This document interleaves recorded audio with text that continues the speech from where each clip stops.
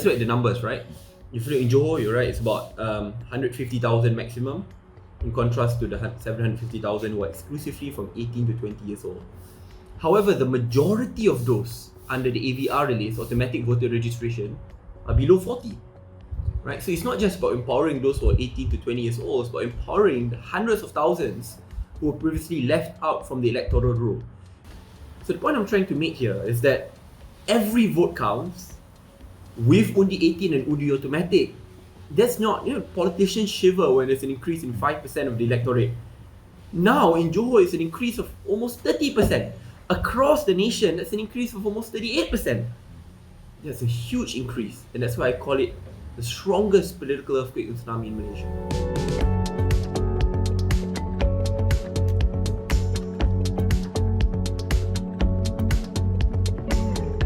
I mentioned just now that I want to field a team of credible, multiracial, gender-balanced candidates. And in order for that team to be in the front line, I think it's important for them to be given the opportunities instead of me. That's why one of the safest seats in which Muda got will not be contested by me. The second safest will not be contested by me. Third safest will not be contested by me. It's better to allow them to be in the front lines, because I want for fellow Malaysians to see Muda more than Syed Saddiq, but Muda being a team of great young potentials ready to change Malaysia's political landscape. Whether they'll come in or not, to me, should be secondary, but the priority is to get them in first. To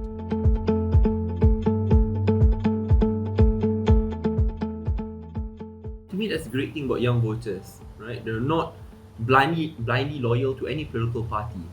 But that trait means they can hold any government to account greater and better than other voting blocs. Why? Today, they may support Muda and vote for Muda, but if in 3 months' time we fail them, they'll switch party very easily. In the next 3 months, they can switch party very easily. It's not that they are fickle-minded, it's that they're very focused in what they want, that they don't tolerate intolerance and incompetence.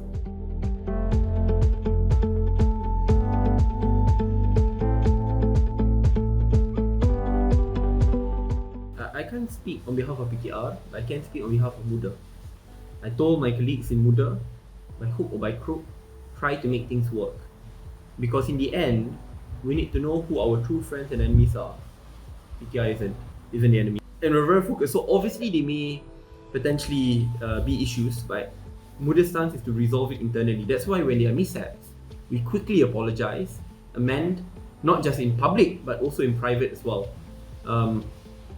But what they choose to say is beyond me. I'm not in control. So the women's wing, their youth chiefs, Prabhakaran, quite a number, consistently every day will come out with their statements, and never once have they retracted it. But I think that's their party, it's their choice.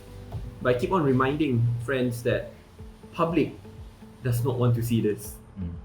Public wants to hear what do we have to offer, how do we deal with their challenges, how do we deal with issues of cost of living, affordable housing, climate change in Johor. If we keep on focusing on this, then I think we may lose public support. So what I can do in Muda is that I try my best for there to be party discipline.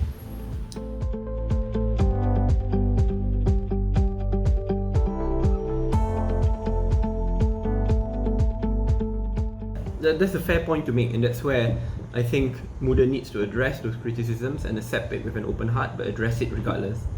In order for Muda to become by far the most inclusive party, inclusivity works in many ways. It means bridging the political divide. It means getting the best representation of gender, race and religion. It means bridging the socio-economic divide as well. And that's the beauty of Muda. You combined. You have those who come from genuinely unprivileged backgrounds and then who build their own success stories, and then also who are born in privilege but who have built a name on their own. Right? So Muda intends to bridge that divide, because we're not here for the next 2 or 3 years.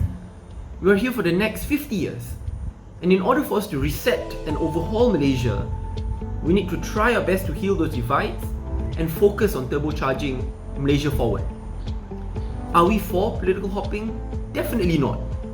There were YBs who were talking about joining Muda. We banned and disallowed it.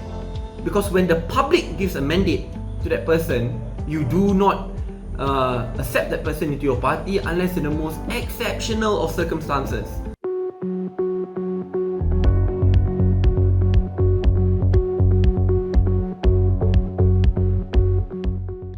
I try my best to separate personal and public.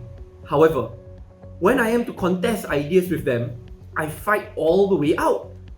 So while I'm respectful, even when Tan Sri Muhyiddin was Prime Minister, I've no problem seeing him, talking to him, engaging. But in Parliament, when it comes about betraying the public's mandate, I'll be in the front lines. When it comes about ensuring that there's genuine accountability in expenditure of COVID, I'll be in the front line. Right? Politics as a service, I'll be in the front line. So there's a very big difference between public and private. And to me, that's where Malaysian politics should go beyond making all fights hyper-personal to the point that you want to character assassinate one another. And I hope at least, if the older generation cannot move beyond that politics, younger leaders should. So we don't get trapped in this vicious cycle. Because we may come from different parties, have vastly different opposing views, but in the end, we're in politics for nation building. We may take a different path, but we have a common agenda and a common future. So yeah, today I may be in government, tomorrow I may not. But we want to respect one another and treat each other as equals, whether we're in government or in opposition. So that's, to me, my opinion on how to move forward. In terms of the political strategies when engaging G15, still very early. Because some people keep asking, oh, why not join PH? Why not align here? Why not align there? Just now we have the benefit of hindsight. Just look what has happened for the past 2 years. UMNO and PAS being good friends, now they are like mortal enemies. Like Bersatu being very close to PH, now like, actually I don't know whether they prefer us or UMNO. Now they're stuck. But about like 1 year ago, they were best friends with UMNO.